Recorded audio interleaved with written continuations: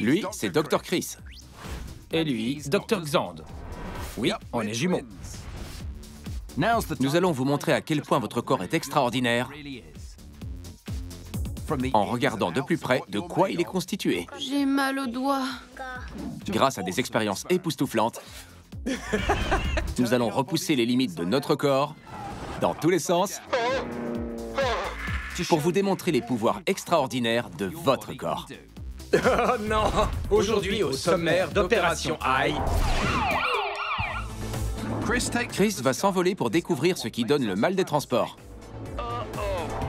Cet homme va vous laisser sans voix. Et saviez-vous que vous passez un tiers de votre vie à dormir? Nous découvrirons pourquoi. Mais d'abord, Le personnel des hôpitaux se prépare toujours à l'imprévu. Voyons comment ils vont s'occuper de notre premier patient. nous sommes aux urgences avec Sam, 15 ans, un apprenti boxeur qui se plaint de douleurs abdominales. J'ai mal depuis plusieurs semaines. C'est très douloureux. Ça a dû être une sacrée bagarre. Qui a frappé déjà? Amir Khan? Non, ce n'est pas arrivé pendant une bagarre, mais pendant son sommeil. Bien sûr. C'était la nuit, et Sam était au lit. Il s'est vite endormi en rêvant de boxe. Ça explique qu'il donnait des coups. Oui, mais dans son ventre, un autre combat se jouait. Je vois ça d'ici. Dans le coin rouge, voici les crampes. Elles ont l'air terribles. Et dans le coin bleu, les douleurs aiguës. Sympa le bouc. Ça s'annonçait serré, et ça l'a été. Et c'est ce qui a fait souffrir Sam. Il a pas l'air dans son assiette. Plus le combat s'éternisait, plus c'était douloureux, au point même de le réveiller. Aïe! Direction l'hôpital pour Sam. Je ne veux pas que ça me gêne pour mon prochain combat. Ton prochain combat attendra, Sam. Il faut d'abord s'occuper de celui qui est dans ton ventre. Voici le docteur Eniola Folaranmi, qui va s'occuper de notre patient. Tu as mal là? Ou plutôt là. Là, c'est 1, et là, c'est 2. 2. 2, d'accord. Numéro 2, souvenez-vous-en. C'est un indice. Pour savoir ce qu'il en est, le docteur Eniola fait passer une radio à Sam. Et rapidement, le cliché rend son verdict. On voit qu'il y a beaucoup de matière fécale, des excréments dans son côlon Du caca? et dans son rectum. Oui, toutes ces taches sont du caca. Sam est sacrément constipé et il doit aller aux toilettes. C'est vraiment bouché. Et il ne parle pas de son nez. Ton côlon est rempli d'excréments. Tu as mal parce que tu es constipé. C'est fou que ce soit ça. C'est pourtant vrai. En fait, la constipation est l'une des causes les plus répandues des maux de ventre. Pour supprimer la douleur, il faut se débarrasser de ces excréments. Faisons donc appel au champion du monde des remèdes en cas de constipation, le lavement. Le lavement consiste à injecter un liquide dans le gros intestin de Sam pour dissoudre le blocage et aider Sam à évacuer ce caca poids lourd. Espérons que ça débouche le tuyau. Alors, après une nuit à l'hôpital, est-ce que c'est gagné? Il a pu aller aux toilettes, mais il a encore très mal au ventre. J'ai pratiquement pas dormi de la nuit parce que les douleurs sont revenues. Il semble nécessaire de passer à la vitesse supérieure. Et nous reviendrons tout à l'heure pour le deuxième round du combat qui se joue dans son ventre. Prenons la direction de notre laboratoire où nous allons repousser les limites de notre corps pour vous montrer son fonctionnement. Aïe, ça fait mal! Surtout, n'essayez pas de le refaire chez vous. Aujourd'hui, le mal du transport. Ne vous inquiétez pas, Xand n'essaye pas de danser. Il a une bonne raison de tourner sur lui-même. À l'intérieur de l'oreille interne de Xand se trouvent des tubes remplis de liquide qui envoient des informations au cerveau pour l'équilibre et les mouvements. Et ensuite, quand je m'arrête, le liquide continue de bouger. Et ça fait croire au cerveau qu'il n'a pas cessé ses mouvements.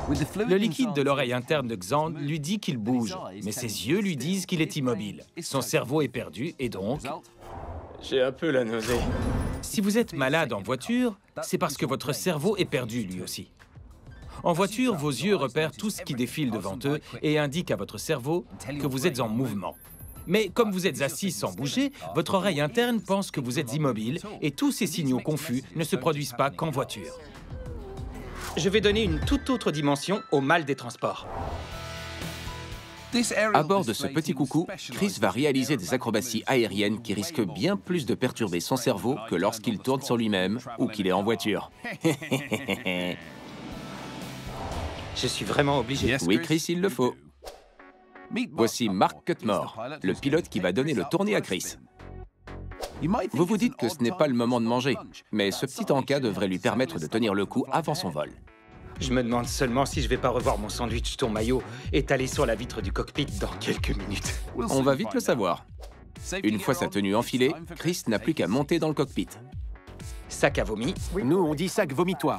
Un sac vomitoire. Allez Chris, accroche-toi. Et c'est parti. À 400 km/h, tout semble bien se passer. Enfin, pour le moment.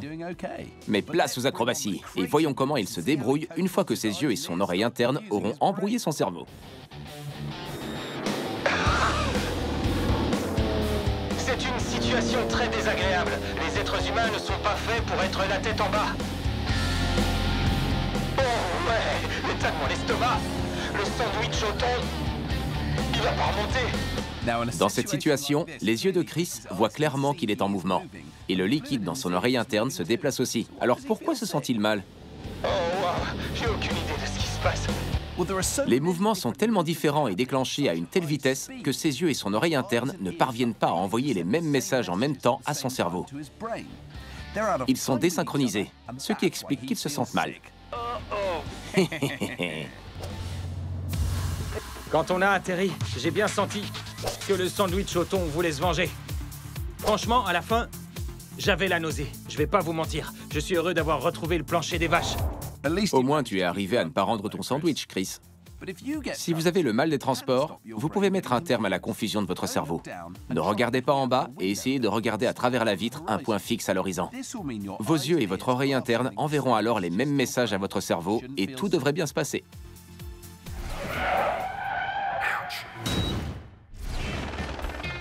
Nous embarquons avec les services d'urgence britanniques qui vont nous conduire dans le feu de l'action pour sauver des vies. C'est au tour de Chris d'aller sur le terrain. Ceci est un véhicule rapide d'intervention des services d'ambulance de West Midlands. Et les ambulanciers qui la conduisent sont de garde 24 heures sur 24, 7 jours sur 7, pour être toujours prêts en cas d'urgence. Ce service reçoit des milliers d'appels d'urgence chaque jour. Si vous êtes victime d'un accident, ce sont ces personnes qui viendront à votre secours. En service avec moi, l'ambulancier Ben White. On a reçu un appel d'une jeune fille de 23 ans qui a des douleurs dans la poitrine. Or, ce genre de douleurs peuvent évidemment avoir des causes très sérieuses. Pendant que Ben manœuvre à travers le trafic, il doit aussi réfléchir aux différentes possibilités, à toutes les causes possibles et comment il va gérer la situation une fois sur place. J'ai pris ma caméra pour vous plonger au cœur de l'action. Nous arrivons sur place quelques minutes après avoir reçu l'appel et la patiente a du mal à respirer. Qu'est-ce qui vous est arrivé? Je me suis réveillée à 7h15 ce matin. Oui. Avec des douleurs dans la poitrine. D'accord. Et c'est de pire en pire depuis une demi-heure. Je vois. Depuis qu'elle s'est réveillée, Kiri a très mal dans la poitrine. Ben est en train d'écouter sa respiration pour savoir si on peut la soigner ou si elle doit se rendre à l'hôpital. On dirait que vous faites un peu d'asthme. Ben demande à Kiri de souffler dans un spiromètre qui mesure le débit d'air qui sort de ses poumons. Vous respirez un peu comme quelqu'un qui ferait de l'asthme. On sent une gêne quand vous respirez et c'est un peu saccadé, ce qui explique ce que j'ai pu constater. On va lui donner un nébuliseur qui crée une brume de médicaments qui pénètre directement dans les poumons. Ça ouvre les voies respiratoires et espérons qu'elle se sentira mieux et que sa respiration sera plus facile et moins douloureuse. Comment ça va? Vous arrivez à mieux respirer? Un peu. Un peu. Alors que le nébuliseur fonctionne, Ben analyse le rythme cardiaque de Kiri pour s'assurer qu'il n'y a pas d'autres complications. Votre CG ne montre rien d'anormal, qui pourrait laisser penser que vous avez un problème cardiaque. C'est un enregistrement tout à fait normal de votre cœur. Il est en bonne forme. Kiri, ce qui m'inquiète un peu, c'est que vous avez encore du mal à respirer. En gros, si on part et qu'elle retombe en détresse respiratoire, il faudrait l'emmener aux urgences pour écarter tout autre problème respiratoire. Une ambulance arrive pour transporter Kiri à l'hôpital pour des examens complémentaires. Elle se sent beaucoup mieux qu'à notre arrivée. Elle est plus à l'aise, mais elle a toujours des douleurs dans la poitrine. Nous sommes persuadés qu'il ne s'agit pas de son cœur, mais ça peut être autre chose. Et donc, on va se rendre à l'hôpital où elle sera auscultée minutieusement. Kiri étant entre de bonnes mains, nous partons vers un nouveau patient. Grâce aux centaines d'équipes mobiles comme celle-ci, si vous êtes en situation d'urgence, des professionnels de santé peuvent venir à votre secours en quelques minutes. À suivre. On va nous brancher des électrodes pour découvrir pourquoi le sommeil est vital. Je serai d'astreinte aux urgences. Et on vous montrera encore un tour étonnant.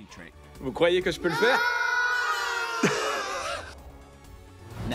Saviez-vous que le cerveau humain était irrigué par 160 000 km de vaisseaux sanguins? C'est 4 fois le tour de la Terre. Waouh, c'est extraordinaire. Tout comme ce qui va suivre. Nous vous emmenons sur les hauteurs abandonnées d'une ville ordinaire pour assister à un authentique exploit. Prêt à en prendre plein la vue? Voici John Farnworth, petit génie du football freestyle. Il détient 5 records du monde et peut réaliser 107 jongles avec le tibia en 1 minute. Il sait aussi jongler avec le bout du pied, en faisant des tours du monde, en faisant tourner le ballon sur sa tête ou encore avec les talons. Ce roi du jonglage s'entraîne plus de 40 heures par semaine. Et il a même couru le marathon de Londres en jonglant sans faire tomber le ballon. Mais quel est donc le secret de John? Croyez-moi si vous le voulez, le secret de sa réussite est logé dans son cerveau. Certaines figures sont plus difficiles que d'autres, mais elles demandent toutes beaucoup de concentration. La partie avant du cerveau, la plus grosse, que l'on appelle le lobe frontal, nous permet de penser, de prendre des décisions et d'apprendre. Il abrite le cortex moteur, le milieu de terrain organisateur qui tire toutes les ficelles pour ordonner à nos muscles de se contracter. L'arrière, c'est le domaine du cervelet qui assure l'équilibre et la coordination. Il joue un rôle vital dans tout ce que vous voyez actuellement. Ça, c'est incroyable. Vous pouvez nous rendre notre ballon, monsieur? Xand, ça n'a rien d'extraordinaire. Retournons au service des urgences pour savoir comment se porte notre premier patient. Direction l'hôpital à Manchester pour retrouver notre apprenti boxeur Sam avec ses problèmes au ventre. Il s'est endormi en rêvant d'exploits sur un ring. Attention à ces points. Mais le ring est dans son ventre. Eux, ils font un peu peur. Les douleurs aiguës faisant rage, Sam s'est réveillé avec de sérieux maux de ventre. La radio a montré que Sam souffrait de constipation et qu'il devait expulser un gros paquet d'excréments. Il est allé une fois aux toilettes, mais une deuxième radio a prouvé que ses intestins étaient encore bien pleins. Côté gauche, ça va mieux, mais c'est encore tout bouché côté droit. Voici le docteur Alex Turner et son plan infaillible pour désengorger tout ça pour de bon. Je vais insérer une sonde nasogastrique, un tube qui va passer par le nez jusque dans l'estomac pour lui administrer un médicament spécial. Grâce à cette sonde, le médicament ira directement dans les excréments pour les dissoudre et, on l'espère, permettre à Sam d'aller aux toilettes. Donc pendant que le médicament fait son chemin dans les intestins, il n'y a qu'une chose à faire, attendre. Alors, toujours rien a priori. Et là? Non, ça va prendre du temps, on dirait. Alors, Sam, toujours rien? Non. Ça fait combien de fois? J'ai arrêté de compter. Après plusieurs passages aux toilettes, qu'est-ce que ça donne? Ça y est, c'est bon. Hurrah! Victoire par KO. Tout est sorti enfin. C'était un gros. Je me sens bien. Tout est enfin sorti. Tu m'étonnes, il fallait bien tout ça. Je vais vraiment faire attention à l'alimentation de Sam. Il va devoir manger moins de sucreries, moins de boissons gazeuses, moins de pizzas, de burgers et de cheeseburgers. Ouais, et boire beaucoup d'eau. Résumons. Pour éviter d'être tout bouché, il faut éviter la malbouffe. J'ai hâte de reprendre la boxe.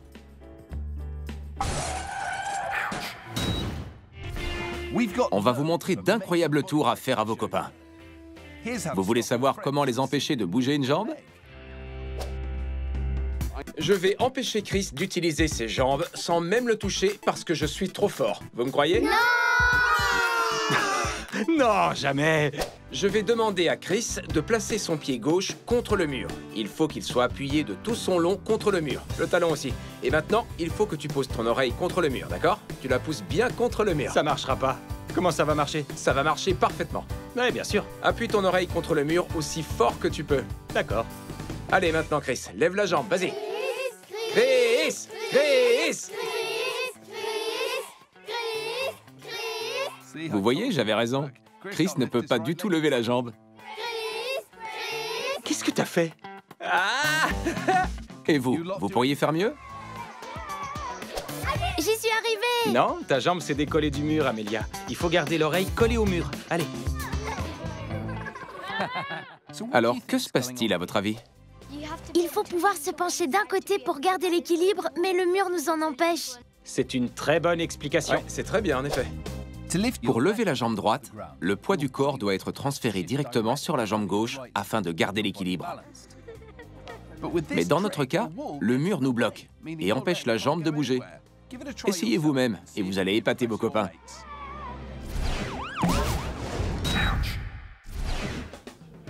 Dans Opération Eye, nous avons vu beaucoup de patients venir à l'hôpital. Ça fait plusieurs années que je n'ai pas travaillé aux urgences. Et aujourd'hui, je vais être de garde aux urgences pédiatriques de l'hôpital de Manchester avec le professeur Simon Carley. Ouvert 24 heures sur 24 et 7 jours sur 7, ce service gère plus de patients par heure que n'importe quel autre dans l'hôpital. Joe, 15 ans, est arrivé ici suite à un accident de vélo. Joe est arrivé à l'hôpital en ambulance. Il descendait une colline à vélo à toute vitesse. Un de ses freins n'a pas fonctionné et il a percuté un monospace. Aucun passager du monospace n'a été blessé, mais le véhicule est très endommagé. Et ça veut dire qu'il faut se montrer vraiment très prudent et vérifier s'il y a des lésions internes. Louise tâte le dos de Joe de haut en bas pour s'assurer qu'il n'a pas de fracture. Aïe. 1, 2, 3. Tu portais un casque? Non. Écoutez-moi tous, il faut mettre un casque. Tu porteras un casque maintenant? Oui. Tu vas faire réparer ton frein arrière? Je vais me débarrasser de mon vélo pour en acheter un mieux. Alors, pour l'instant, dans le match opposant Joe à la voiture, Joe est de bonne humeur et n'a pas de blessure flagrante. Donc, pour le moment, on a Joe 1, voiture 0. Il faut ensuite chercher d'éventuelles lésions internes avec un échographe. On cherche à détecter une éventuelle présence de sang. Cela apparaîtrait en noir. Et comme je n'en vois pas, c'est plutôt bon signe. Puisque l'échographie des organes internes de Joe est complètement normale, ça fait Joe 2, voiture 0. Nous emmenons Joe à la radio, où nous prendrons des clichés de ses os. Et on verra si les os qui lui font mal sont fracturés. Nous allons prendre des clichés de son bassin, donc des os de ses hanches. On va ensuite prendre des clichés de sa colonne vertébrale et de son torse. Et de sa colonne jusqu'au cou pour finir. C'est bon, Joey. On a pris la radio. Ce que nous tentons de faire, c'est de prendre des images de la colonne juste à la base de son crâne. Pour que tout se voit bien, il faut qu'il ouvre la bouche et qu'on fasse le cliché de la vertèbre par là. C'est pas facile avec ça. Oui, je sais, mais tu te débrouilles très bien. Voilà, c'est terminé. Le professeur Simon observe attentivement les radios de Joe. Ça me paraît bien. On va aussi demander l'avis des radiologues, qui sont de vrais spécialistes dans ce domaine. Ils vont regarder les clichés. Une fois qu'on sera sûr qu'il n'y a rien, on pourra le libérer. Parfait. Sa mère a dit qu'il était en acier trempé. Elle a peut-être raison. Peut-être. Ça vous surprend de voir ça en sachant qu'on a un monospace démoli et un ado de 15 ans en pleine forme? J'avoue être un peu surpris, mais je suis surtout soulagé. Oui. Donc, de façon étonnante, les radios de Joe sont complètement normales, ce qui fait de Joe 3, voiture 0. Prêt à rentrer chez toi? Ouais. Donc, dans le combat homme contre voiture, on a un vainqueur. Ouais. Tout est bien qui finit bien. Mais Joe a eu de la chance et ça aurait pu être bien pire. Alors, n'oubliez pas de porter un casque. Vous vous êtes déjà demandé pourquoi il fallait dormir? Avez-vous déjà entendu quelqu'un ronfler si fort que la chambre en tremblait? On va vous expliquer pourquoi. C'est une affaire pour l'enquête Eye. Vous passez un tiers de votre vie à ne faire absolument rien. Me curer le nez, ce n'est pas rien faire. Je ne parle pas de tes habitudes dégoûtantes, je parle évidemment de dormir. Tous les animaux le font, nous y compris, et c'est essentiel à la vie. Et pour en savoir plus à ce sujet, nous allons nous coucher. Pour savoir ce qui se passe pendant que nous dormons, nous allons passer la nuit dans cette clinique spécialisée dans le sommeil. Mais d'abord, des experts nous équipent d'électrodes. Tout ce matériel permettra d'enregistrer des informations sur l'activité de notre corps pendant la nuit. Tu vas équiper d'électrodes ton ours en peluche? Évidemment, Monsieur Grumeau a beaucoup de mal à dormir parfois. Nous serons suivis par le docteur Wahab Demek, spécialiste du sommeil. Donc le sommeil n'est pas simplement du sommeil, il en existe différents types. Absolument. Et certains types de sommeil détendent notre cerveau et le rechargent, quand d'autres types de sommeil rechargent plutôt le corps. En gros, oui. C'est ce qui explique notre besoin de sommeil. Bonne nuit, Chris. Bonne nuit, Xand. Il est temps pour nous d'aller faire dodo. Le docteur Wahab configure l'ordinateur pour qu'il enregistre notre activité pendant la nuit, et j'espère avoir la preuve, une bonne fois pour toutes, que Xand ronfle. Il l'a toujours nié. Mon doudou sait que je ne ronfle pas. Bonne nuit, monsieur Grumeau. En une seule nuit, différentes phases de sommeil de 90 minutes s'enchaînent jusqu'au réveil. La première phase est celle du sommeil léger. Elle dure environ 20 minutes et c'est là que la fréquence respiratoire et le rythme cardiaque baissent. À ce stade, le réveil est encore possible. Vient ensuite une phase de sommeil plus profond. C'est là que certaines personnes parlent ou se lèvent pendant leur sommeil, car le corps est encore actif, même si le cerveau est au repos. C'est alors que débute la phase de sommeil paradoxal, lors de laquelle le cerveau s'organise et les rêves se produisent. Ensuite, ces mêmes cycles se répètent jusqu'à 4 ou 5 fois par nuit. Puis c'est le matin, il faut se lever. Les gens me disent que je ronfle, mais je suis persuadé que c'est faux et je pense que ce sont tous des menteurs. On le saura bientôt, Xand. Je n'ai pas très bien dormi. Une chose est sûre, on n'a pas vraiment bonne mine. Découvrons pourquoi nous sommes si fatigués. Chris, cette ligne indique que tu étais éveillé. Là, tu t'es endormi. Là, ce sont les différentes phases de sommeil.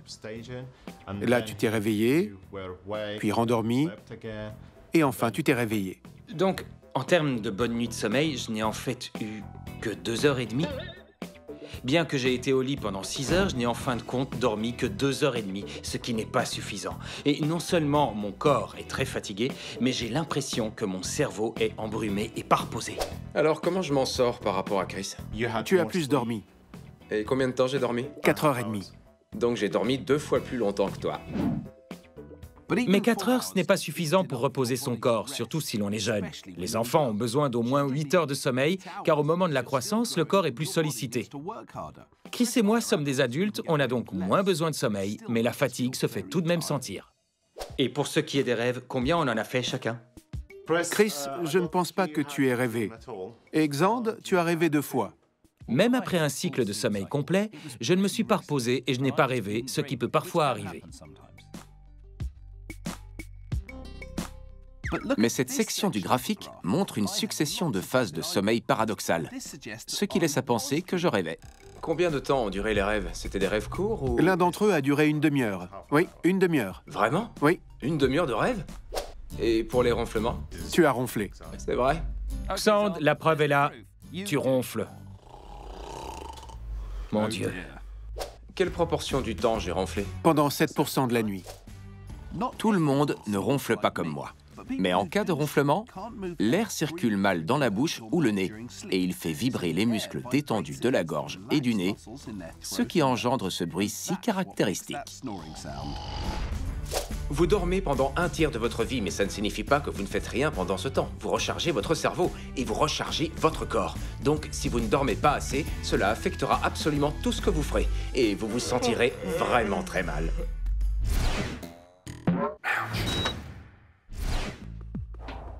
Combien de rêves une personne normale fait-elle par an? Réponse A, l'équivalent du nombre de haricots blancs dans une boîte de conserve. Réponse B, l'équivalent de la distance entre Newcastle et Rome. Ou réponse C, l'équivalent du nombre d'avions décollant chaque jour d'Heathrow. La bonne réponse est B. Il y a 2350 km entre Newcastle et Rome et on rêve environ 1460 fois par an, soit jusqu'à 4 fois par nuit. Les équipes médicales sont toujours prêtes à l'inattendu. Voyons comment elles s'occupent de cette nouvelle patiente. Ellie, 9 ans, s'est rendue à l'hôpital à cause d'une douleur au poignet. J'avais des chaussures à talons comme ça. Continue. Elles sont à ma sœur, je les adore. Elles sont violettes et elles sont trop belles. En effet, elles ont l'air magnifiques. J'en avais mis une et ma copine avait mis l'autre. On se courait après et c'est là qu'on est tombé. Attends, qui portait quoi? Reprenons depuis le début. Ellie était chez elle avec une copine à essayer des vêtements. C'est un sandwich? Oui. Ellie a alors repéré son accessoire préféré, les chaussures violettes à talons de sa sœur. Trop belle. Elle en enfile donc une. Attends, sa copine met l'autre. Oui, vous connaissez la suite. Elles se sont mises à courir dans la rue. Vous connaissez la suite. Quand soudain, attention, Ellie trébuche et tombe, la main en avant. Aïe. Et je me retrouve à l'hôpital à cause de ces chaussures à talons. Mais elles étaient trop belles et violettes. Bref, voici le docteur Mark Hansel. C'est lui qui va s'occuper de ce poignet. Raconte-moi un peu. Je portais les chaussures à talons de ma sœur, je courais dans la rue et je suis tombée. Je peux regarder ton poignet? Bon, tu as mal où? Ici à peu près. Le docteur Mark va devoir examiner la main et le poignet d'Ellie pour savoir où est le problème. Je dirais que c'est d'avoir couru avec des talons hauts. Un talon, tu veux dire? Elle n'en portait qu'un. Tu as mal là? Oui. Là où j'ai appuyé? Ailleurs, ça va, et un peu ici. Ce qui m'inquiète un peu, c'est qu'il y a un petit os que l'on appelle l'os scaphoïde, qui est un peu douloureux. On va juste faire une radio pour voir s'il y a quelque chose à remettre en place. Ça te va?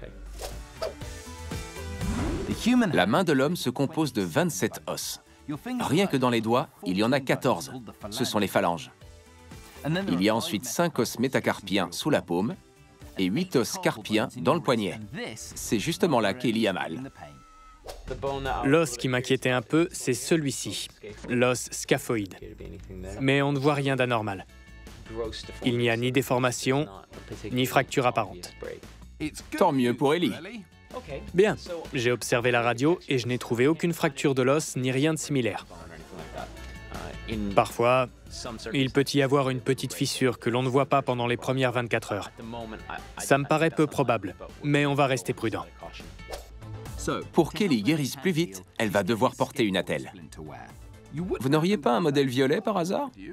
C'est juste pour maintenir ton pouce dans la bonne position. Je suis contente d'avoir ça, parce que ça guérira mieux. Avec son attelle, Ellie peut rentrer chez elle avec des chaussures appropriées.